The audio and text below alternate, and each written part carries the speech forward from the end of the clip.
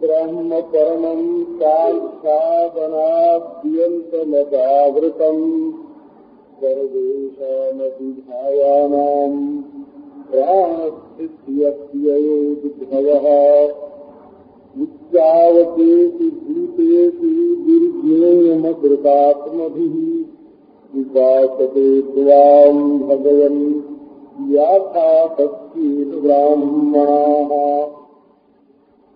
येषु देषु च भावेषु भक्त्या त्वां परमर्षयः उपासीनाः प्रपद्यन्ते संसिद्धिं तद्वदस्व मे गूढश्चरति भूतात्मा भूतानां भूतभावनः न त्वां पश्यन्ति भूतानि पश्यन्तं भूतानि ते जास्तास्य भूमौ दिविदैरतायां विभूतयो दिक्षुमहाविभूते कामज्जनास्याह्यनुभावितास्ते नमामि ते तीर्थपदाङ्घ्रिपद्मम्। उद्धव जी भगवान श्री कृष्ण से प्रश्न करते हैं, जिन्होंने अपने जीवन का उत्कृष्ट हवन भगवान में कर दिया है। उत माने उत्कृष्ट और हव माने हवन। होम जैसे अग्नि में घी का हवन कर देते हैं, ऐसे जिसने अपने जीवन का हवन भगवान में कर दिया है और उत्कृष्ट हवन। उत्कृष्ट हवन का क्या अर्थ है कि बिना अग्नि मंत्र आदि के संबंध के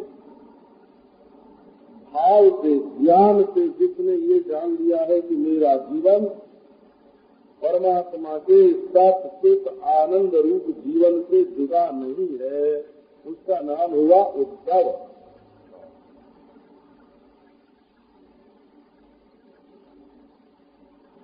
उत्कृष्टम जुहोति इति उद्धवः।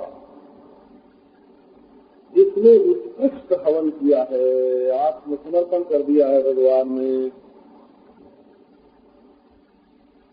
मेरा कुछ नहीं, तू कुछ है तो मैं कुछ नहीं, जो कुछ है तो तू, उसका नाम बोलते हैं। त्वं ब्रह्म परमं साक्षात् अनाद्यन्तमपावृतम्। तुम ब्रह्म हो, त्वं ब्रह्म। बोले भाई ब्रह्म तो वेद भी है, ब्राह्मण भी है, सामान्य रूप से सबको ब्रह्म कहते हैं। बोले नहीं, परमम, तुम परम ब्रह्म। परम मान सर्वोत्कृष्ट ब्रह्म, सर्व कारण कारण, स्वयं प्रकाश, सर्वाधिष्ठान, परम ब्रह्म तुम हो।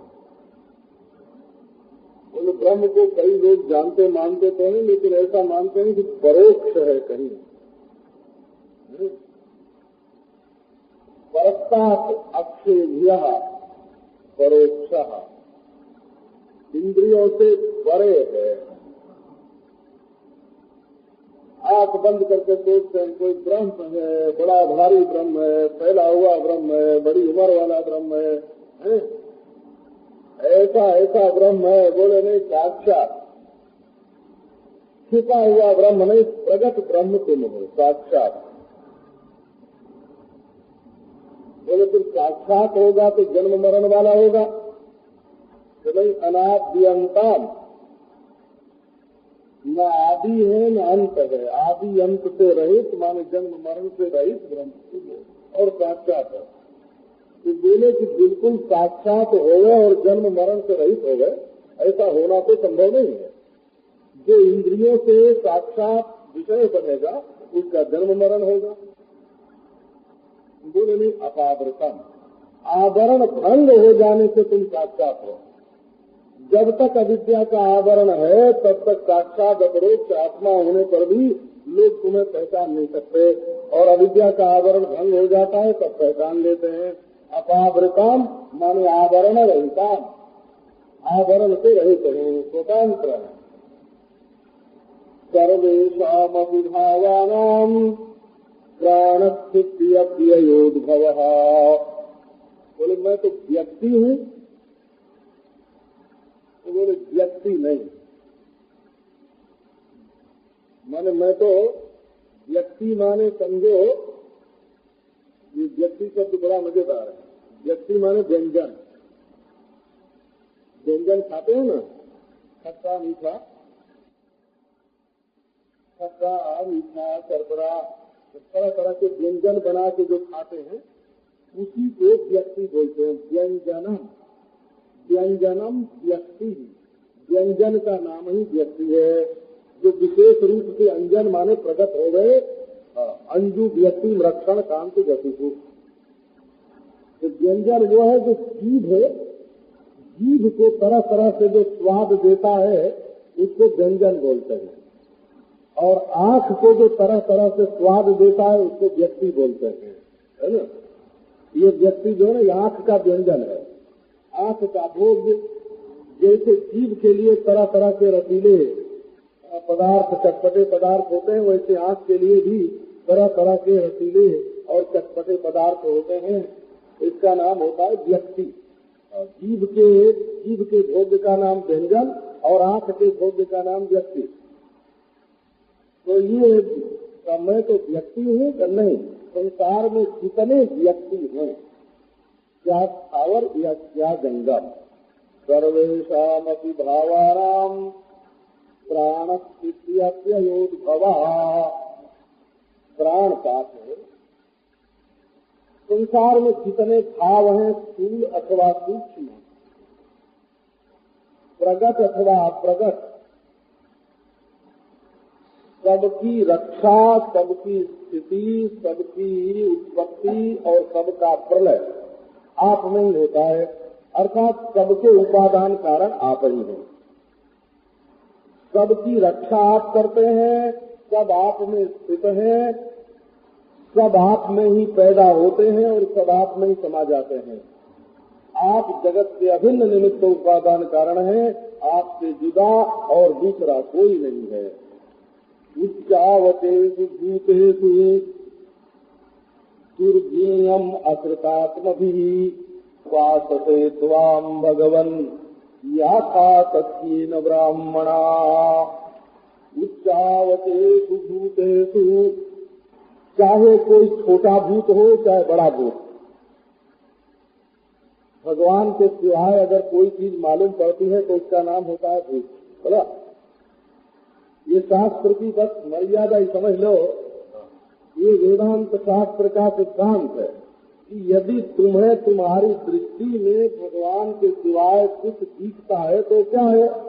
बोले भूत है। भूत जैसे फूक में भूत दिखता है और वो होता नहीं है, इसी प्रकार ये परब्रह्म परमात्मा में जो परमात्मा के सिवाय तुमको दिख रहा है वो भूत है। ये आकाश क्या है तो भूत है, वायु क्या है तो भूत है, अग्नि क्या है तो भूत है। भूत है माने बिना वही दिख रहा है। जल क्या है? भूत है। पृथ्वी क्या है? भूत है। ये पशु पक्षी मनुष्य क्या है? का भूत है। अगर कोई चीज ईश्वर से अलग है तो वो भूत है।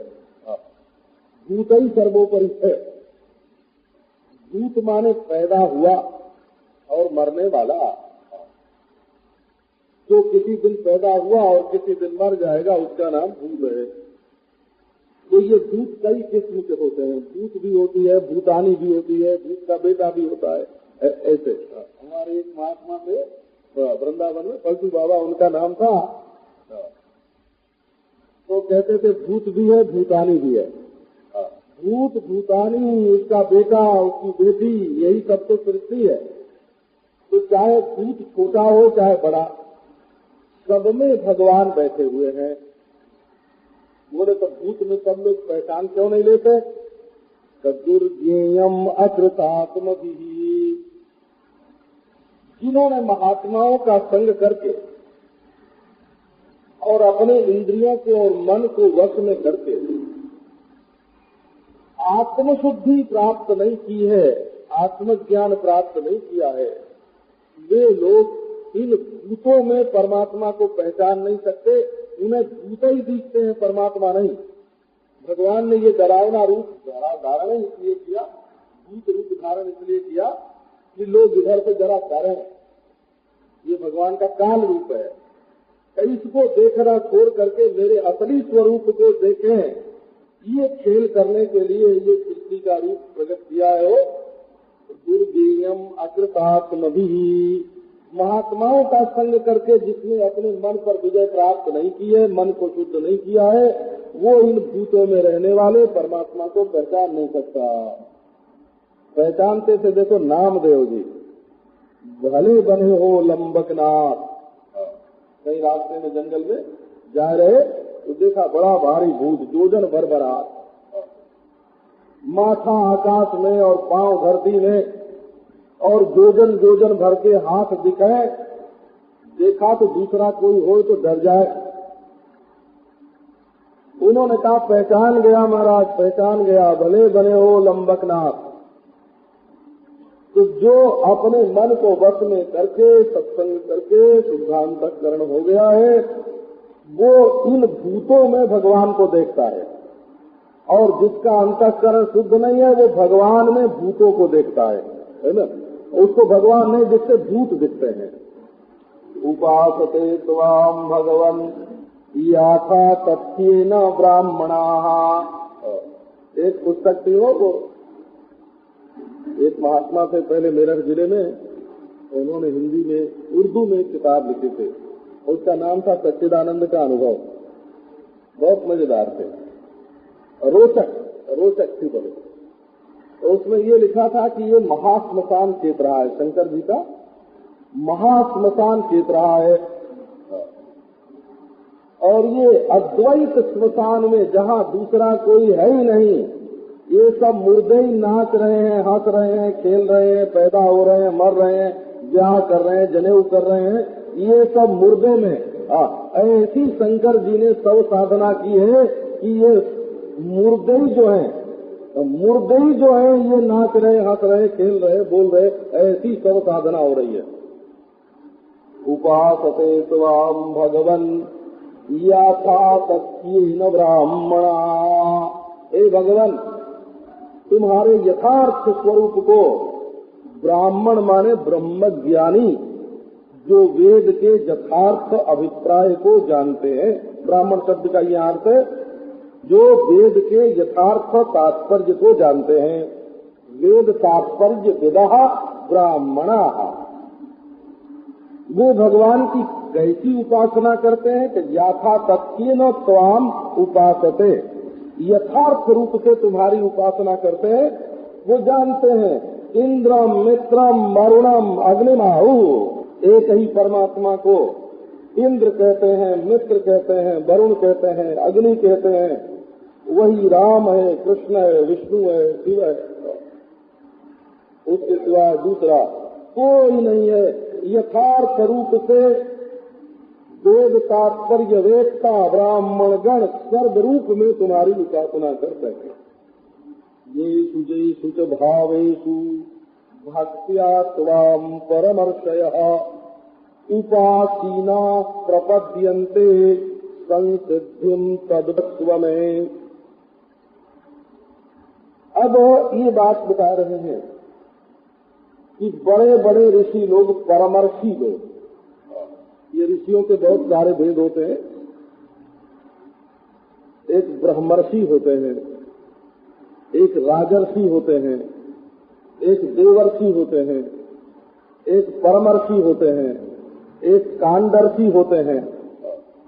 विश्वामित्र जी ने ब्रह्मर्षि होने के लिए तपस्या की थी, तो कितने कितने हजार बरस तपस्या करने के बाद तब ब्रह्मा उनको कहते थे राजर्षि, है ना? अरे राम राम, हम राजर्षि होना नहीं चाहते हैं। अच्छा, महर्षि नहीं, या फिर हजारों वर्ष के बाद। तो ब्रह्मर्षि तो तब होगे जब वशिष्ठ कहेंगे कि ब्रह्मर्षि। वाल्मीकि रामायण में ये कहता है। तो प्राचीन काल में ऋषि शब्द का जो व्यवहार है वो मंत्र दृष्टा के लिए होता था। तो विश्वामित्र के लिए ऋषि शब्द का व्यवहार तो होना ही था, क्योंकि वो गायत्री मंत्र के दृष्टा है। गायत्री मंत्र का दृष्टा कौन है? विश्वामित्र ऋषि। विश्वामित्र उसके ऋषि है। दृष्टा माने चीज पहले से मौजूद हो लेकिन लोगों को मालूम न हो। ध्यान करने से, समाधि करने से अपने अंतःकरण में ऐसी योग्यता आ जाए, वो दिखने लग जाए। तो वेद मंत्रों के जितने दृष्टा हैं उनको बोलते हैं ऋषि। पहले ये नहीं था कि अपने बेटे का नाम जैसे रखते हैं ना, तो अपने बेटे का नाम कोई ब्रह्मज्ञानी रख ले तो क्या किया जाए। अब पंजाब में मैं गया हो तो वहां देखा तो जने जने के नाम के साथ ज्ञानी है ना, फलाने सिंह ज्ञानी है, ढिकाने सिंह ज्ञानी है, ढक्कन सिंह ज्ञानी, फक्कन सिंह ज्ञानी, है ना। तो ये ज्ञानी क्या होता है? तो मालूम हुआ कि वहाँ एक परीक्षा होती है, तो वो परीक्षा देने के बाद ज्ञानी की उपाधि मिलती है। जैसे हिंदी में विशारद है ना, ऐसे कोई ज्ञानी परीक्षा होती है। ऐसे ऋषि जो है ना, जो चाहे तो अपने नाम के साथ ऋषि जोड़ ले। ऋषि उसको बोलते हैं जिसने सृष्टि के आदिकाल में प्रलय कालीन लीन मंत्रों का दर्शन किया। इसके लिए शास्त्र में ऋषि शब्द का व्यवहार होता है। उनमें सनक आदि जो है ये परमर्षि हैं, नारद देवर्षि हैं, वशिष्ठ ब्रह्मर्षि हैं, जनक आदि राजर्षि हैं, अश्वपति आदि, अश्वपति भी हैं वेद के दृष्टाओं में से। अश्वपति आदि जो हैं ये राजर्षि हैं। कोई कांडर्षि होते हैं। एक जरदस्ती ऋषि का भी नाम आता है, जरदस्ती ऋषि, बड़े विचित्र विचित्र। तो ये परमर्षि लोग जिस जिस भाव में, जिस जिस वस्तु में बड़ी भक्ति के साथ भगवान की आराधना करते हैं। तो ये आराधना करने का अभिप्राय क्या है? आप देखो कि जैसे एक तेजस तत्व है, तेज जिसको बोलते हैं समझो,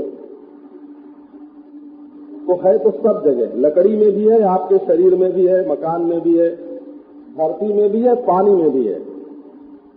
लेकिन सूर्य के रूप में वो जितना उत्कृष्ट रूप से प्रकट हुआ है, तेज, सूर्य भी तेज है, और तुम्हारे घर में जो लकड़ी रखी है उसमें भी तेज है, कोयले में भी तेज है। परंतु तेज जो है ये पृथ्वी की उपाधि से कोयले में और लकड़ी में ढक गया है, और सूर्य के रूप में तेज जो है वो ढका नहीं है, प्रकट है। तो तेज की उपाधि से यदि ईश्वर की उपासना करनी हो तो सूर्य में करना, या प्रगट अग्नि में करना। घर में जला के, घर में सूर्य को जला नहीं सकते, तो घर में अग्नि को प्रज्वलित करके उसमें करना। इसी का नाम विभूति है। देखो गंध तन्मात्रा तो सब में है, तो मिट्टी की सभी चीजों में, एक मिट्टी का डला ले लो उसमें भी गंध है। लेकिन गुलाब में जो गंध प्रकट हुई है, या चमेली में, बेला में, कमल में जो गंध प्रकट हुई है, वो एक विशेष उपाधि के द्वारा विशेष रूप में वहाँ गंध प्रकट हुई है। जल तो सब है, लेकिन गंगा जल एक विलक्षण जल है। शीतलता तो सबसे मिलती है, लेकिन चंद्रमा को एक विलक्षण शीतलता मिलती है। इसी का नाम विभूति होता है ना? इसी का नाम विभूति होता है। सामान्य रूप से परमात्मा सब जगह है, लेकिन जिन जिन भावों में, जिन जिन पदार्थों में उपाधि की निर्मलता के कारण जहाँ बुद्धि शुद्ध हुई और ज्ञान के रूप में प्रकट हुआ, जहाँ मन शुद्ध हुआ प्रेम के रूप में प्रकट हुआ, जहाँ चरित्र शुद्ध हुआ और धर्म के रूप में प्रकट हुआ, जहाँ द्रव्य शुद्ध हुआ और पारद के रूप में प्रकट हुआ, तो भाई वहाँ उपासना के लिए महात्मा लोग उस वस्तु का आदर करते हैं, उस व्यक्ति का आदर करते हैं। जिसका जीवन निर्मल हो गया उसका आदर करते हैं, जिसका मन निर्मल हो गया उसका आदर करते हैं, जिसकी बुद्धि निर्मल हो गई उसका आदर करते हैं। तो यही महात्मा लोग विभूति की उपासना इसी प्रकार से करते हैं। उपासीना प्रपद्यन्ते संसिद्धिं तद्वदस्व में। उपासीना माने जो वस्तु शुद्ध दिखती है, निर्मल दिखती है, उसके पास जा करके बैठ गए और संसिद्धि मिल गई। संसिद्धि मिल गई का अर्थ क्या हुआ? गंगा किनारे जाके बैठे, गंगा जी का दर्शन कर रहे हैं, मन शांत हुआ, निर्मल हुआ, समाधि लग गई। अब महात्माओं के मन में ये प्रेरणा हुई, भाई गंगा जी के किनारे बैठने से समाधि लगती है, यहाँ भगवान की कुछ विशेष विभूति है, यहाँ बैठो। उपासीना, उप माने पास और आसीन माने बैठना। उपासना पास बैठना, जिसके पास बैठने से चित्त में निर्मलता आवे, शांति आवे, ईश्वर की विशेष शक्ति का आविर्भाव होवे, उसको विभूति बोलते हैं। गूढ़श्चरसि भूतानाम भूत भावनः न त्वाम पश्यन्ति भूतानि पश्यन्तं मोहितानि ते। उद्धव जी कहते हैं कि हे प्रभु, गूढ़श्चरसि भूतात्मा, तुम जरा छिप करके विचरण करते हो। अस्फुटः, ओढ़नी ओढ़ के। पहले रिवाज थी ना कि लोग अपने को जाहिर करना पसंद नहीं करते थे। ये जब अखबारों का युग नहीं था हो, अभी 20-30 बरस पहले भी लोग अपने को जाहिर करना पसंद नहीं कर सकते। अब तो विज्ञापन का युग है ना, अपने को जाहिर करो, जाहिरात। तो ईश्वर तो पुराने जमाने का है, वो कोई नए जमाने का थोड़ा ही है कि यहाँ होके सब जगह घूमता फिरे, है ना। कि जितना अपना शरीर दिखाओ। एक बार हमारे समझो मित्र ही हजारी प्रसाद द्विवेदी, बड़े अच्छे साहित्य के हों, साहित्य हमारे उधर के ही बलिया के हैं। तो वो थे शांति निकेतन में, शांति निकेतन रविंद्रनाथ टैगोर का, वहाँ पढ़ाते थे। तो एक दिन वो तो ब्राह्मण पंडितों का तो स्वभाव ही समझो, सब कपड़ा लत्ता निकाल दिया, बस धोती पहने हुए, और एक पेड़ के नीचे बैठ के कुछ पढ़ गए और कुर्ता उर्ता निकाल के अलग टांग दिया था। इतने में घूमते हुए रवि बाबू वहाँ आ गए। अब रवि बाबू आए तब तो बड़ा सकुचाए और उठ के जल्दी से वो अपनी धोती जो पहने हुए थे ना, उसी का फेंटा खोला और अपने कंधे पर डाल लिया, ओढ़ लिए, है ना। ओढ़ के खड़े हो गए तो रवि बाबू हंसने लगे।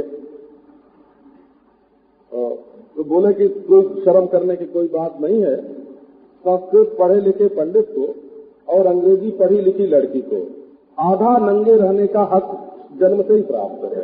तो वो अपने शरीर को जितना खुला रखें उनको माफ है भाई। तो अब भगवान जो है वो न तो संस्कृत पढ़े लिखे पंडित और न तो अंग्रेजी पढ़ी लिखी लड़की, वो तो पुराने जमाने के हैं। तो वो कैसे रहते हैं दुनिया में? गूढ़श्चरसि, वो छिप करके विचरण करते हैं, अपने को ढके रखते हैं। काहे से ढकते हैं? कि नाम रूप से ढकते हैं। है तो अनाम अरूप, नाम रूप का ही ढक्कन डाल करके अपने ऊपर विचरण करते हैं। कहाँ रहते हैं? बोले भूतात्मा। ये जितने भूत हैं तो माने प्राणी, पदार्थ, ये वस्तुएं, व्यक्ति, इनके प्रेरक के रूप में, इनके अंतर्यामी के रूप में सबके हृदय में बैठे हुए हैं।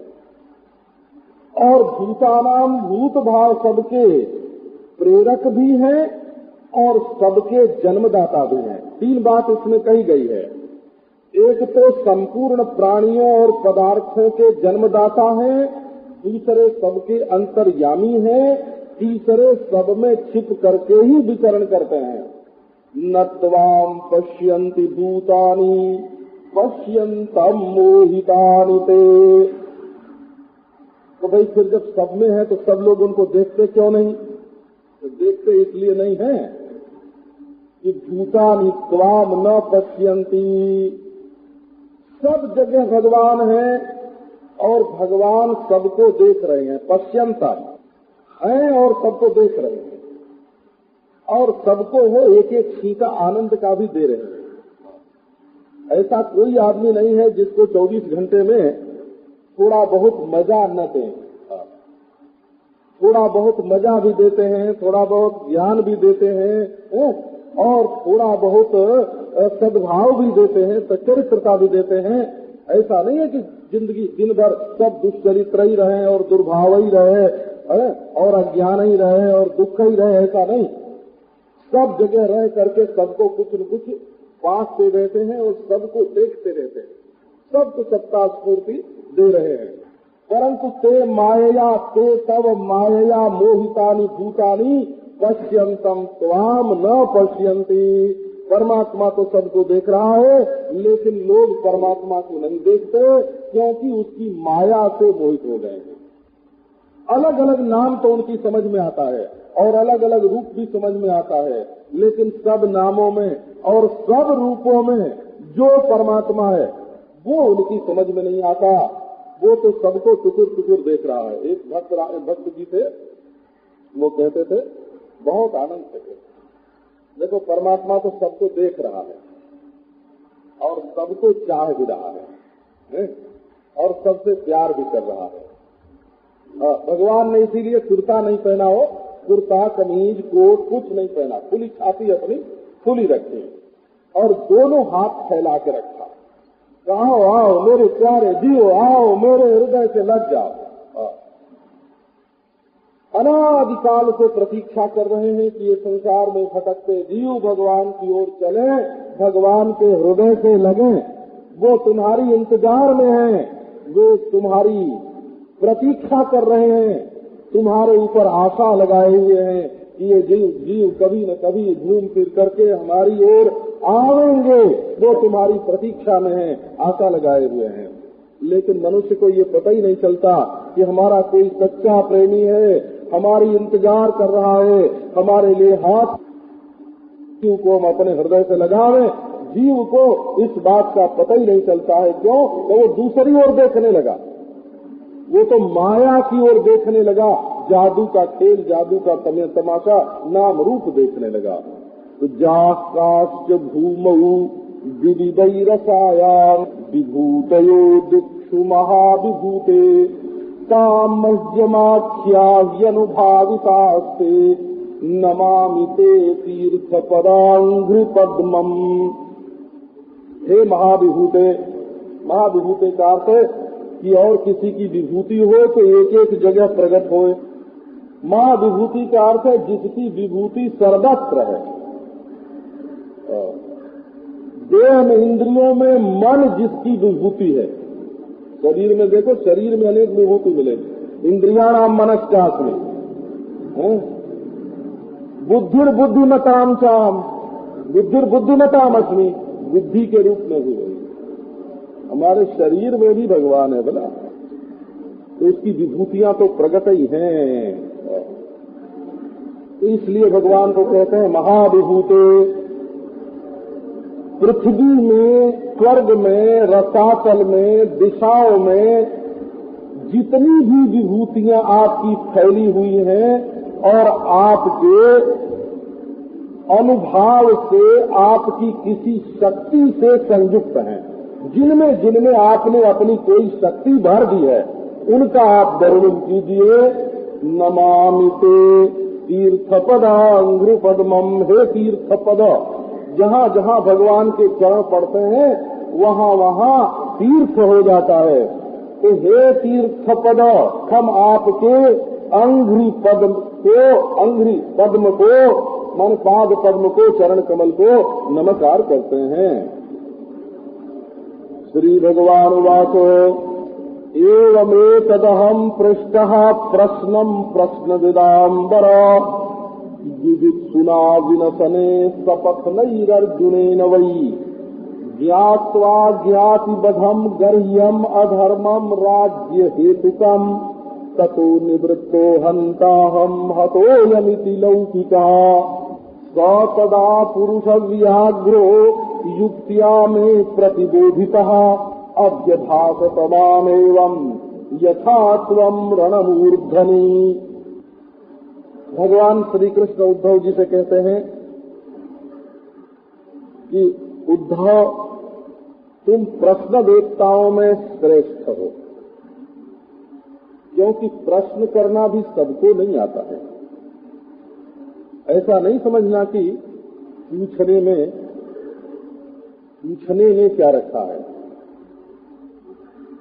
अगर आदमी अपने दिल का सच्चा प्रश्न नहीं पूछेगा तो प्रश्न करते समय वो इस ढंग से पूछ बैठेगा कि उत्तर देने वाले की भी बताने में होगा ही नहीं। प्रश्न जब सच्चा होगा, पंडितों की बात दूसरी, जो शास्त्रार्थी लोग हैं उनकी बात दूसरी। और शास्त्रार्थी लोगों से तो कुछ भी पूछो, वो तुमसे घंटे 2 घंटे 4 घंटे शास्त्रार्थ कर सकते हैं। साधुओं में भी शास्त्रार्थी होते हैं और पंडितों में भी होते हैं। हम लोग काशी में थे जब शास्त्रार्थ देखने के लिए जाया करते थे, तो महाराज शास्त्रार्थ करते करते घुटनों के बल बैठ गए और वो हाथ जो है वो यो होने लग गया है। बोले कहीं शस्त्रार्थ न हो जाए भाई। तो ऐसा प्रश्नोत्तर, शास्त्रार्थ का शस्त्रार्थ नहीं बनाना। फिर तो कोई तो शरारत ही कहते थे कि ये शरारत है। शास्त्रार्थ माने शास्त्र के तात्पर्य का निर्णय। तो जब प्रश्न स्थान पर ठीक जगह पर बैठ के होता है, उसमें क्या बात समझ में नहीं आ रही है, ये बात जब प्रश्न में से निकल जाती है तो उत्तर तो उसका क्षण भर में निकल जाता है। प्रत्येक प्रश्न में ही उसका उत्तर मौजूद रहता है। तो प्रश्न के रहस्य को, मर्म को जानने वालों में श्रेष्ठ उद्धव, जैसा प्रश्न तुमने मुझसे किया है ऐसा ही प्रश्न कुरुक्षेत्र की रणभूमि में जब शत्रुओं से युद्ध का समय था तब जुजुत्सु अर्जुन ने मुझसे किया था। देखो, भक्त भक्त का हृदय मिल गया। जो प्रश्न अर्जुन के हृदय में उठा था वही उद्धव के हृदय में उठा। 2 भक्तों का हृदय मिल गया। इसलिए उद्धव, तुम प्रशंसनीय हो कि ऐसा प्रश्न करते हो। ये प्रशंसा करने की एक अच्छी रीति है। अपने परम प्रेमी भक्त उद्धव के हृदय के समान ही अर्जुन का भी हृदय था और अर्जुन के हृदय के समान ही उद्धव का भी हृदय है। इसलिए उद्धव को बड़ी प्रसन्नता हुई कि अर्जुन को तो भगवान अपना सखा समझते थे, उसी की कोटि में हमको भी बैठा रहे हैं। ज्ञात्वा ज्ञातिबधं गर्ह्यम् अधर्मम राज्य हेतुकम्। अर्जुन ने ये निश्चय किया कि अपने जाति भाई के लोगों को मारना अत्यंत निंदित है, अधर्म है, और फिर राज्य के लिए मारना तो अत्यंत निंदित और अधर्म है। इसलिए अर्जुन की निवृत्ति हो गई कि मैं युद्ध नहीं करूंगा, क्योंकि उसमें लौकिक बुद्धि, प्राकृत बुद्धि का संचार हो गया। निवृत्तो ततो निवृत्तो हंताहम हतोऽयमिति लौकिकः। लौकिक बुद्धि क्या है? कहिए है मारने वाला और मैं हूँ मरने वाला। देहात्म बुद्धि के अंदर फंस करके और वो युद्ध भूमि से, अपने धर्म से विमुख हो गया। तदा पुरुष व्याघ्रो युक्त्याम ही प्रतिबोधितः। क्योंकि जो धर्म का नाश करने वाले होते हैं वो ऐसी ऐसी युक्ति करते हैं कि मनुष्य उनके सामने चकरा जाता है कि हमको क्या करना चाहिए। एक रामायण में मैंने कथा पढ़ी थी कि जब रावण ने देखा कि सीधे हमारा काम नहीं चलता है तो गो बाण का उसने प्रयोग किया।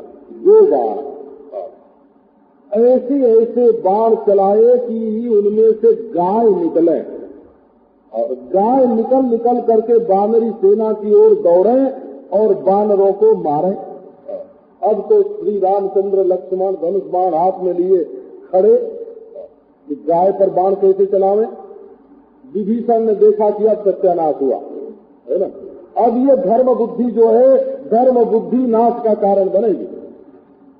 पहुंच गए महाराज आपके पास क्या कोई माया शक्ति नहीं है?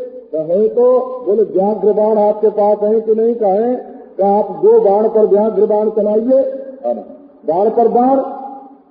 जब व्याघ्र बाण चले महाराज रामचंद्र के बाणों में से बाघ ही बाघ निकले। अब बाघ को देखते ही वो जो गौएं है ना वो सब महाराज अपना रूप छोड़ दें, बाण बन जाए और बाण बन जाए तो इनके बाण भी बाण बन जाए, बाण को बाण काट दे। तो युक्ति होती है। अर्घ तदा पुरुष व्याघ्रो युक्त्या में प्रतिबोधिता। जो अधर्म की युक्तियों ने आकर के अर्जुन को रोका था धर्म युद्ध करने के लिए, उस पुरुष व्याघ्र को मैंने युक्तियों के द्वारा समझाया। अभ्यभाषतमामेवं यथा शुभम रणमूर्धनि। जैसा प्रश्न तुम कर रहे हो ऐसे ही युद्ध के प्रारंभ में अर्जुन ने मुझसे प्रश्न किया था और मैंने उसका उत्तर दिया था। अब वो उत्तर बताते हैं। अहमात्मोद्भवामीशां भूतानां सुहृदीश्वरः अहम सर्वाणि भूतानि तेषां स्थित्युद्भवाप्ययः अहं गतिर्गतिमतां कालः कलयतामहम् गुणानां चाप्यहं साम्यं गुणिन्य उत्पत्तिको गुणः। 10वें अध्याय में जैसी विभूति बताई गई है गीता के, उसी से मिलती जुलती विभूतियों का वर्णन इसमें भी है। तो स्थान का भेद है, श्रोता का भेद है, इसलिए थोड़ी भिन्न रीति से बात कही गई। ले अहम आत्मोद्भवामीशां भूतानां, गीता में भी तो यही है ना। अहम आत्मा उदाकेश सर्वभूताशय स्थितः। संपूर्ण प्राणियों के हृदय में स्थित सबकी आत्मा मैं ही हूँ। यहाँ भगवान ने आत्मा की जगह पर 2 संबंध और बता दिए। जो फर्क है उसको देखो। हे उद्धव अमीशां भूतानाम अहम आत्मा अहम सुरेश अहम ईश्वरः। एक पहली बात तो है कि सबका आत्मा मैं हूं। ये आत्मा को विभूति क्यों कहते हो? तो आत्मा तो सबका स्वरूप ही है ना। बोले स्वरूप में और विभूति में तो फर्क होता है। बोले मुख्यता होने से पहले इसी का नाम लेते हैं। आत्मा पर ही मुख्य है। परमात्मा जो है वो सबका आत्मा है। ये एक असलियत है, ये एक खास बात है, मुख्य बात है, पहले कहने लायक बात है। दूसरी बात यह है कि परम प्रेमास्पद है। सबसे ज्यादा प्रेम मनुष्य का आत्मा से होता है। तो कृष्ण भगवान को ये कहना है कि सब लोग हमसे ही प्रेम करते हैं। तो ये तो माने प्रेम के तो समझो भूखे हैं, प्रेम के प्यासे हैं, प्रेम के भिखारी हैं। हमसे प्रेम करो, प्रेम करो, प्रेम करो। बोले कि सब लोग हमसे प्रेम करते हैं। कैसे करते हैं कि सबका आत्मा बन के सबके हृदय में मैं ही बैठता हूँ और अपने अपने से सब लोग समझते तो ये है कि मैं अपने से प्रेम कर रहा हूँ, लेकिन सबका आत्मा मैं हूँ तो सब मुझसे प्रेम करते हैं। है? इसलिए सबके प्रेम का स्वाद लेने के लिए सबके हृदय में सबका आत्मा बन करके मैं बैठा हुआ हूँ। सुहृद माने भलाई चाहने वाले गुरु के रूप में मैं हूँ, मित्र के रूप में, सखा के रूप में, गुरु के रूप में, जिसका हृदय हमेशा वात्सल्य से पूर्ण रहे, हित से पूर्ण रहे। वृंदावन में इसको हित बोलते हैं। जिसका हृदय सदा हित से भरा होवे, हित की भावना, इसका भला हो, इसका भला हो, इसको सुख मिले, इसका भला हो, उसको स्वरूप बोलते हैं। और ईश्वर माने स्वामी, अंतर्यामी, नियंता। अगर ये कहीं उच्छृंखल चलने लगे तो हम इसको काबू में भी कर लेते हैं। 3 बात बताए, परम प्रेमास्पद, परम हितैषी और अंतर्यामी के रूप में मैं संपूर्ण प्राणियों के हृदय में बैठा हुआ हूँ। बोले महाराज अच्छा, भूतों के हृदय में 3 रूप में बैठे हुए हो, भूत माने हम ही लोग हो, दूसरा नहीं। ये नहीं समझना कि भूत कोई और होते होंगे। यही जो हम लोग बैठे हैं ना, इन्हीं का नाम यहाँ भूत है। माने हम सब लोगों के परम प्रेमास्पद आत्मा के रूप में भगवान, हमारे हितैषी के रूप में भगवान, हमारे अंतर्यामी के रूप में भगवान। तो ये भूत कौन? बोले अहम सर्वाणि भूतानि, सब भूत भी मैं ही, देवता भी मैं ही और मंदिर भी मैं ही। इसका ही अर्थ हुआ। बोले पहले भगवान ने कहा कि सब मंदिरों में देवता के रूप में मैं बैठा हूँ। बोले कि अच्छा, देवता के रूप में आप हैं तो मंदिर के रूप में कौन है? बोले मंदिर के रूप में भी मैं ही हूँ। ये इसका अर्थ हुआ।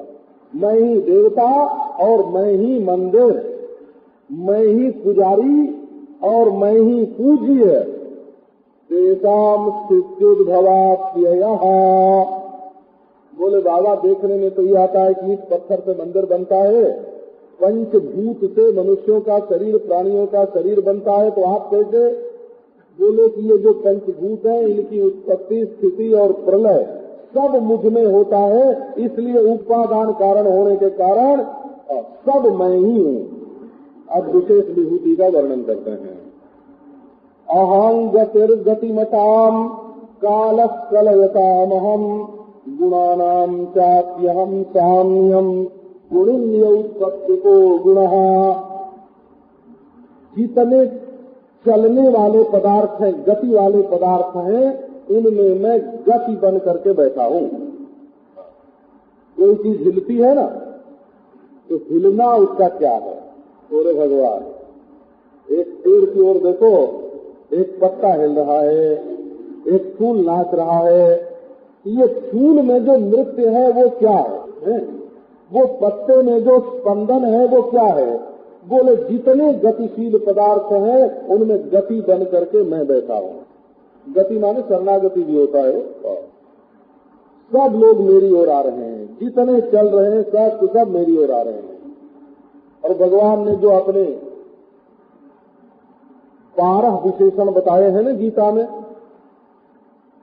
गतिर्भर्ता, प्रभु साक्षी, निवास शरणम सुहृत, प्रभव प्रलय स्थानम, निधानम बीजमव्ययम, है ना।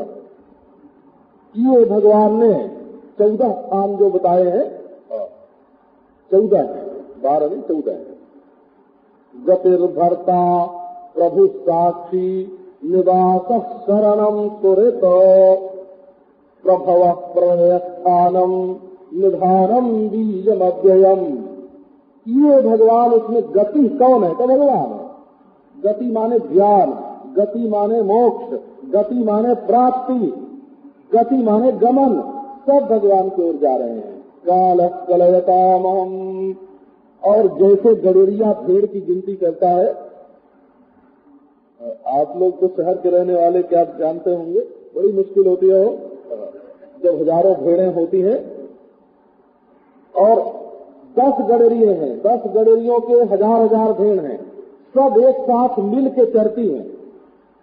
और जब उनको महाराज अलग करना होता है शाम को कि 1000 उस खेत में जाएंगी बैठने को, 1000 उस खेत में, उनकी उस खेत में, उनकी उस खेत में, उस समय गडेरिये क्या पहचान के अपनी भेड़ों को निकालते हैं।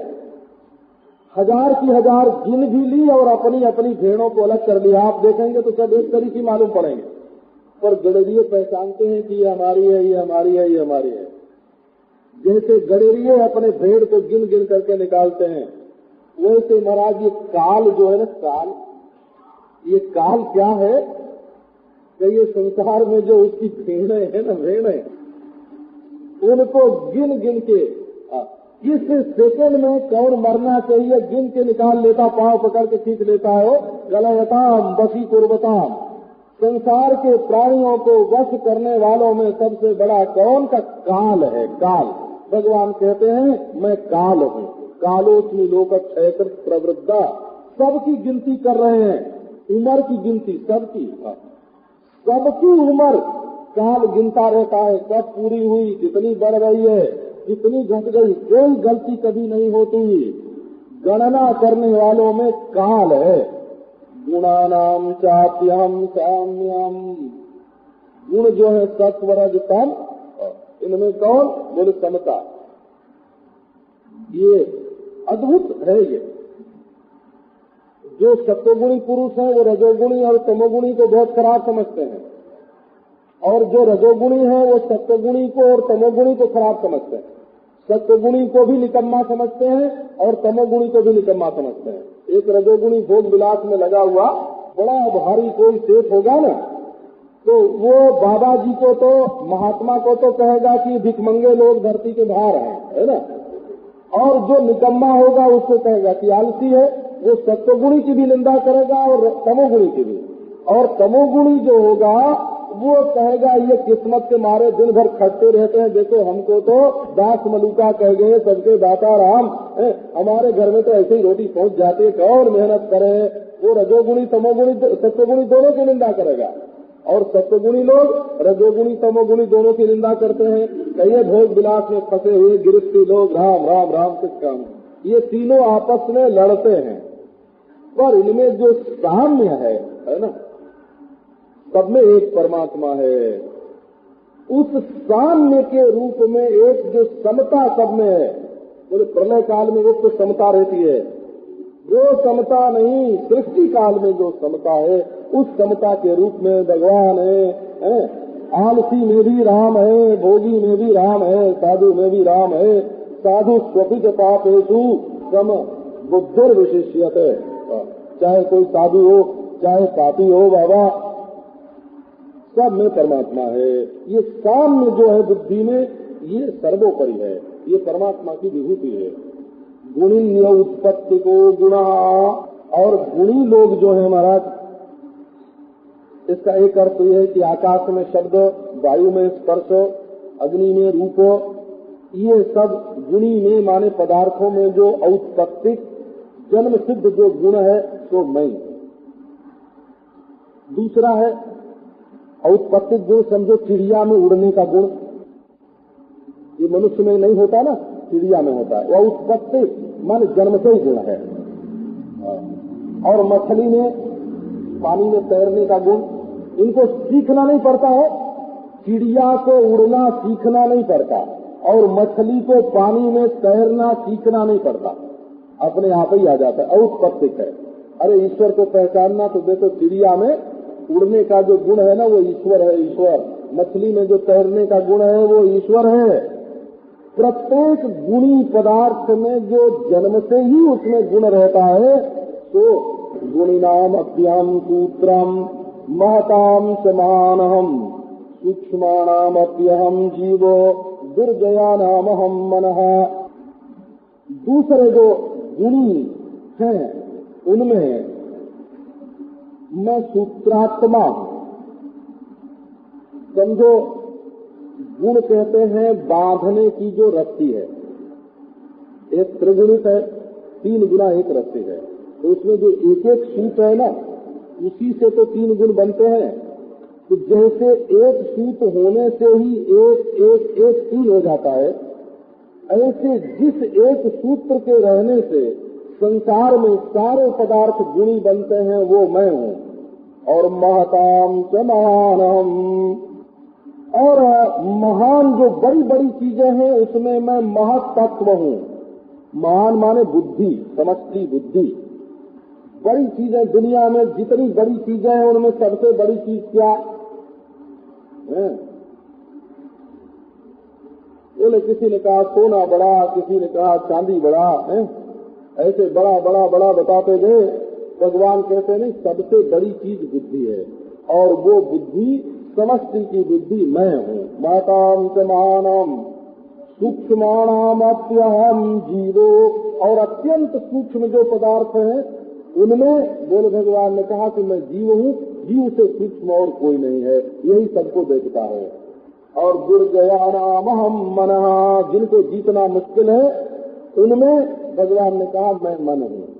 हिरण्य गर्भो वेदानाम, वेदों में कौन हो? वेदों को सबसे पहला पढ़ाने वाला हिरण्य गर्भ मैं हूँ।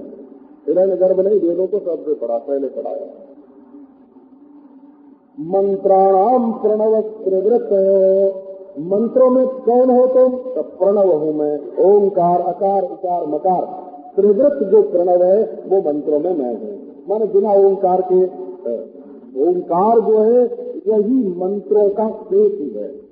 और वेद में जो मंत्र हैं उनमें बोले पद हूँ मैं, अर्थात गायत्री।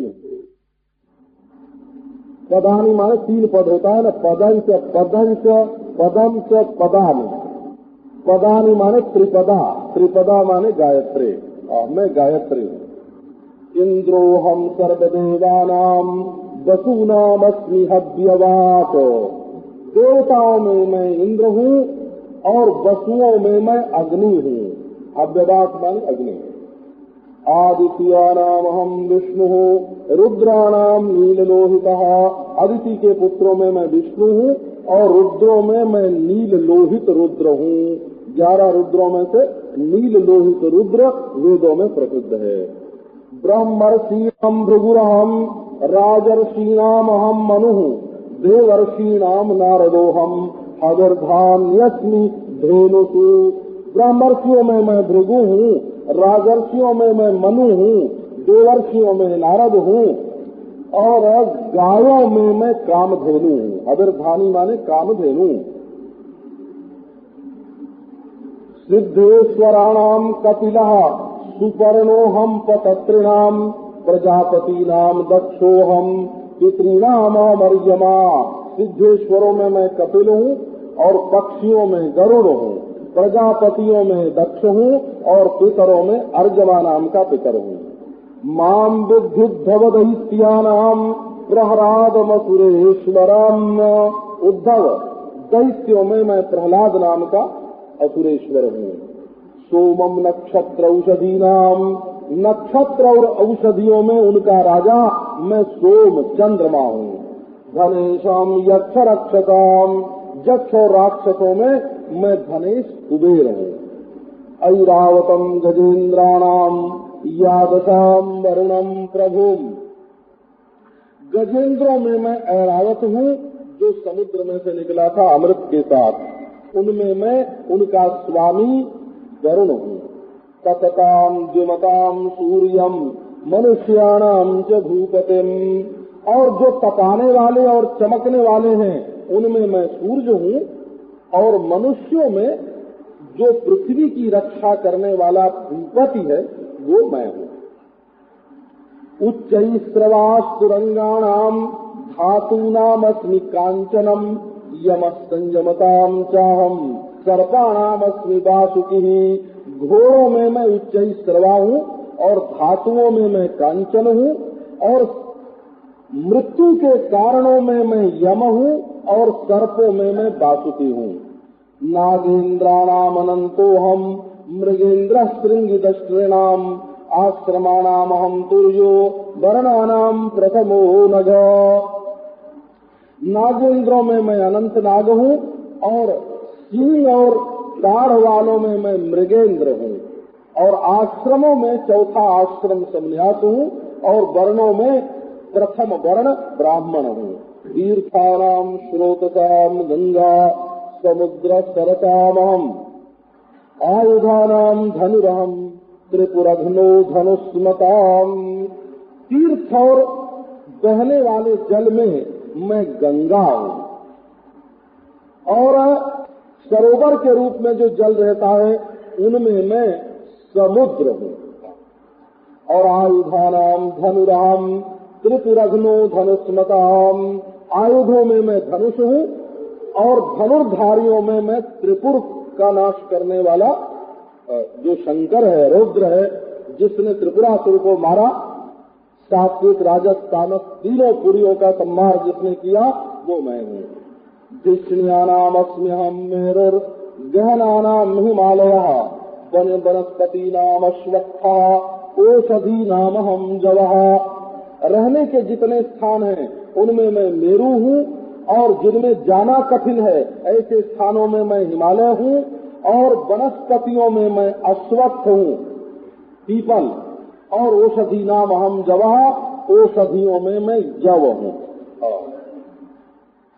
ये वृक्ष उसको कहते हैं जो काटने पर नष्ट होते हैं, जिनको काट दिया जाए तब तो नष्ट हो, नहीं तो हर साल फल देते रहते हैं। और औषधि उसको कहते हैं कि जो हर साल अपने आप फल करके सूख जाती है।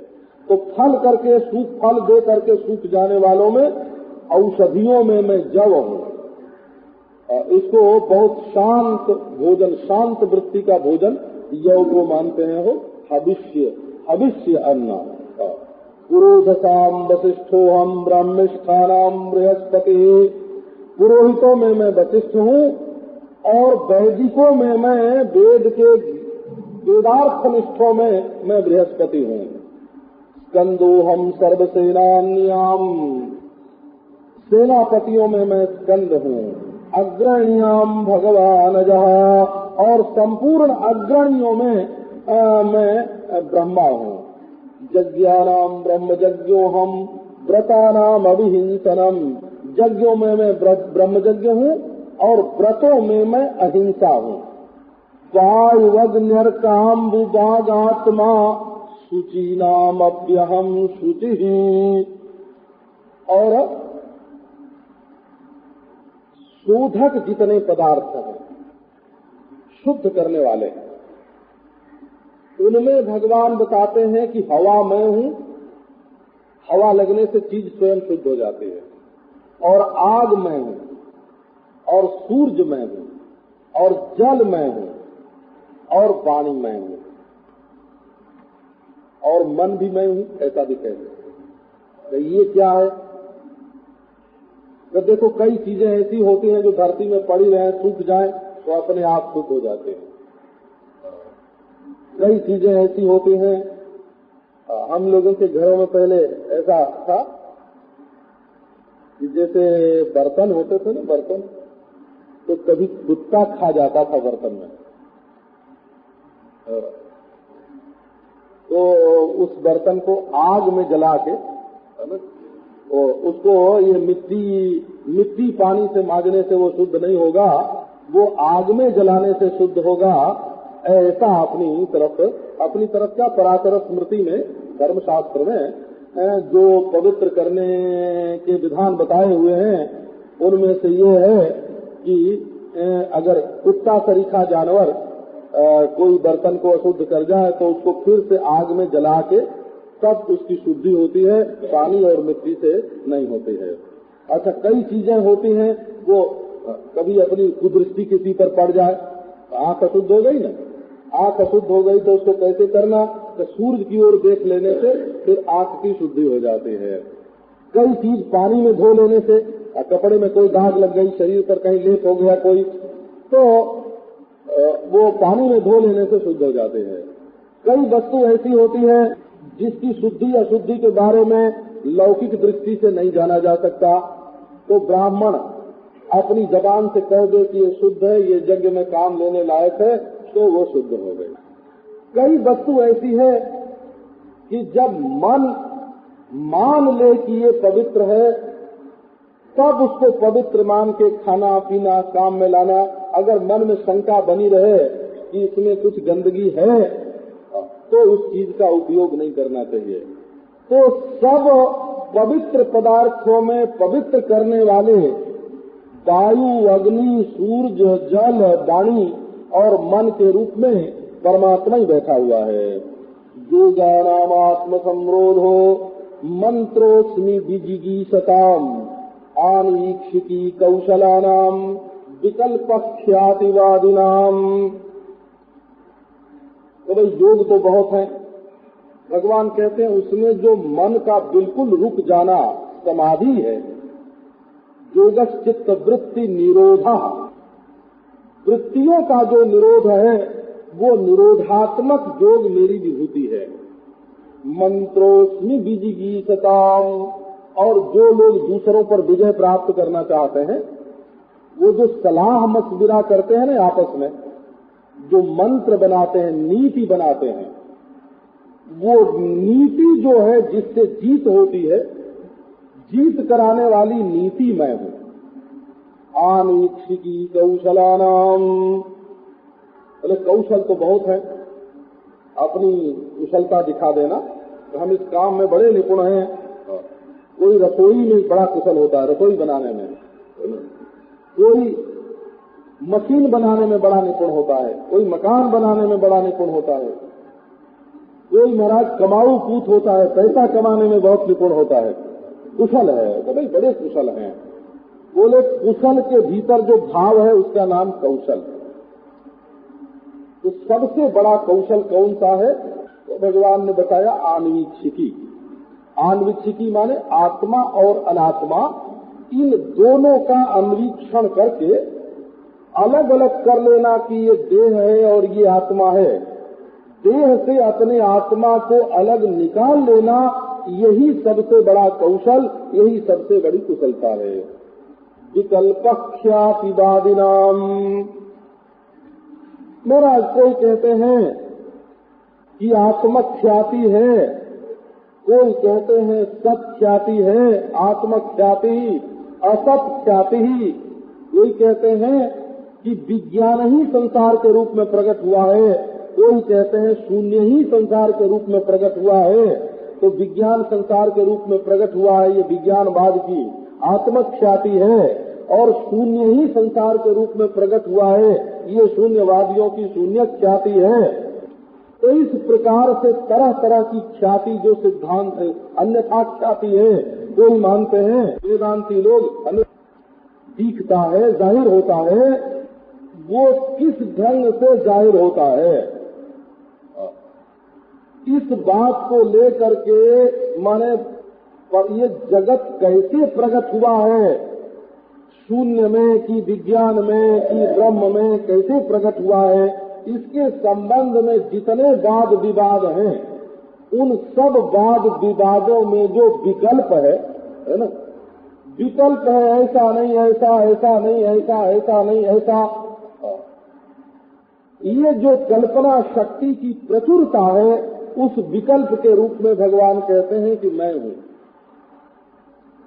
विकल्प योग दर्शन का एक पारिभाषिक शब्द है। वो अभी भागवत में भी सायंकाल की कथा में आया था, एतावान आत्म सम्मोहो यद विकल्पस्तु केवले, विविधत्व की कल्पना का असल में जितनी ख्यातियां हैं ये सब कल्पना मात्र ही है, एक परमात्मा ही सत्य है।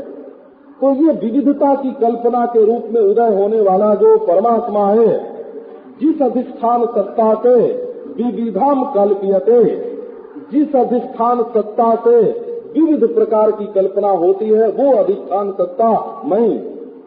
श्रीराम तु सतरूपाहम पुंसाम स्वयंभुवो मनुः, स्त्रियों में मैं सतरूपा हूँ। सतरूपा माने श्रद्धा हो, हाँ श्रद्धा को ही सतरूपा हो, जो 100 रूप ग्रहण करती है। सतरूपा जो है, मनु माने मनन, मनन का नाम है मनु। ये ब्रह्मा जी के पुत्र है ना मनु और सतरूपा। तो मनुष्य के अंदर विचार तो बहुत होए लेकिन श्रद्धा न होए, तो वो अकेला विवेक सृष्टि नहीं करता है। अकेले पुरुष से, अकेले मनु से, अकेले मनन से सृष्टि नहीं होती है, उसके साथ श्रद्धा भी चाहिए। और श्रद्धा तो बहुत हो लेकिन विवेक न हो तो उससे भी सृष्टि नहीं होगी। तो श्रद्धा और विवेक के संयोग से यो भी समझ सकते हैं कि सतरूपा जो है वो तो श्रद्धात्मक निधिध्यासन है, और मनन जो है वो युक्त्यात्मक विवेकात्मक मनु है। ये दोनों मिल करके श्रुत अर्थ को प्रकाशित करते हैं, परमात्मा को प्रकट करते हैं। तो स्त्रियों में शतरूपा श्रद्धा के रूप में भगवान है, और पुरुषों में स्वयंभुव मनु के रूप में, विवेक के रूप में भगवान है। जैसे एक रथ के दो पहिए होते हैं, वैसे ये संसार का जो रथ चल रहा है, इसके ये दो पहिए हैं, एक शतरूपा श्रद्धा और एक मनु, स्वयंभुव मनु विवेक। नारायणो मुनीनाम च कुमारो ब्रह्मचारिणाम। मुनियों में सबसे बढ़िया मुनि बोले नारायण मुनि। नारायण मुनि जिन्होंने अपने आश्रम में स्वर्ग की अप्सराओं को, बसंत को, मलयानिल को, काम को हैं, बोले अतिथि हो करके हमारे आश्रम में रहो, नाराज नहीं हुए। तो क्यों? तो बोले बहुत दिनों से हम अकेले रह रहे थे, आश्रम सूना पड़ा था, अब थोड़े दिन चहल पहल रहेगी, आप लोग भी अब यहाँ विराजिए। वो क्रोध नहीं आया, काम नहीं हुआ, क्रोध नहीं हुआ, और बल्कि उनको कुछ दान दक्षिणा दे के एक उर्वशी और उनको दे करके विदा किया। अच्छा जाओ, काम नहीं, क्रोध नहीं और उदारता भी का मुनियों में नारायण मुनि। कुमारो ब्रह्मचारिणाम। ब्रह्मचारियों में बोले कुमार। कुमार माने सनत कुमार, सनातन, सनक, सनंदन, सनत कुमार, ये ब्रह्मा के कुमार हैं। ये लोग, इन लोगों ने महाराज संसार के डर से अपनी उम्र को ही रोक दिया। काल से कहा कि देखो हमारे शरीर में 5 बरस से अधिक उम्र प्रकट नहीं हो गए, भले हो गए 1000 बरस के, लेकिन देखने में 5 ही बरस के लगे। तुम्हारो ब्रह्मचारिणाम धर्माणाम अस्मि संन्यासः। धर्म तो बहुत सारे हैं, पर उनमें संन्यास धर्म में हूँ। संन्यास धर्म जो है वो विलक्षण है। सन्यासी का धर्म है अभयदान। अभयम सर्वभूतेभ्यो दत्त्वा प्राव्राज्यमाचरेत्। अब हमसे किसी को डर नहीं है, डराना नहीं किसी को। इसका मतलब ये हुआ शाप नहीं देना, गाली नहीं देना, अनिष्ट नहीं चाहना, अपराधी को भी दंड नहीं देना। जा भाई तू अब हमारी ओर से निर्भय है। तो धर्माणाम अस्मि संन्यासः। वो 3 प्रतिज्ञा सन्यासी की होती है, वही उसका धर्म है। एक तो संसार के तमोगुण से, रजोगुण से और सत्वगुण से, तीनों से हमारा कोई संबंध नहीं है।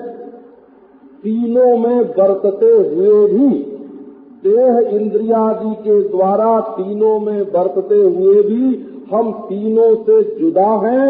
तीनों के साथ हमारा कोई संबंध नहीं है। एक संकल्प सन्यासी का ये है बोला, सत्व रज तम जागृत स्वप्न सुषुप्ति विश्व तेजस प्राज्ञ ब्रह्मा विष्णु महेश, इन सब के साथ व्यवहार, शरीर देहेंद्रियादि के द्वारा व्यवहार करते हुए भी इनके साथ हमारा कोई संबंध नहीं। एक सन्यासी का संकल्प ये होता है, इसको प्रैषोच्चारण बोलते हैं सन्यासी। और एक होता है सन्यास, संसार का कोई प्राणी मुझसे भय नहीं करे, क्योंकि सब मेरी आत्मा है। भयभीत करना हमारा काम नहीं है। और तीसरी प्रतिज्ञा ये है कि जाना आना नहीं है। पूर्णता हो जाने से अब न स्वर्ग में जाना है, न ब्रह्मलोक में जाना है, न वैकुंठ में जाना है, न मुक्ति पद में जाना है, वो तो अपना स्वरूप है। ये संन्यास धर्म है। तो धर्माणाम अस्मि संन्यासा क्षेमाणाम अवहिर्मति। अब कोई समझे चाहे कि हमेशा हमारा भला हो है, कभी हमको दुख न होवे, हमेशा हमारा कल्याण ही कल्याण होवे। बोले अगर ऐसा कोई चाहता हो तो उसमें भगवान कौन सा रूप धारण करके निवास करेंगे?